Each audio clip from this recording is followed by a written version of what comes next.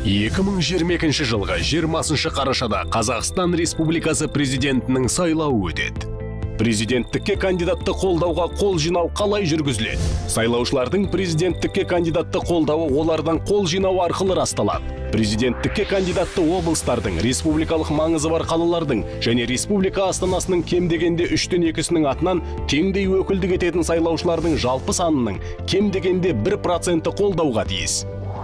Қол жинауды сенім білдірген адамдар ұйымдастырады және қол қою парақтарын ресімдейді. Кандидаттың талаптарға сәйкестігін тексергеннен кейін орталық сайлау комиссиясы 2 күн мерзімнен кешіктірмей қол қою парағының үлгісін бекітеді және қажетті мөлшерде береді. Әрбір қол қою парағының рет нөмірі болуға тиіс және оған кандидаттың тегі, аты, әкесінің аты мен оның сенім білдірген адамының жеке қолы, қол жинаушының тегі, аты, әкесінің аты, қол жинау жүргізілген елді мекеннің атауы.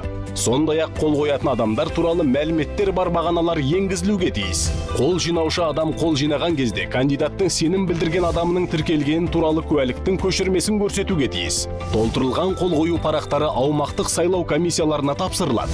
Аумақтық сайлау комиссиясы қойылған қолдардың шын екендігін тексеруді 5 күн ішінде жүзеге асырады. Тиісті хаттаманы рәсімдейді және оны орталық сайлау комиссиясына жолдайды. Қойылған қолдардың дұрыстығын тексеру президенттікке кандидатқа қажетті дұрыс қойылған қолдар саны анықталғанға дейін жүргізіледі. Қазақстан Республикасының орталық сайлау комиссиясы.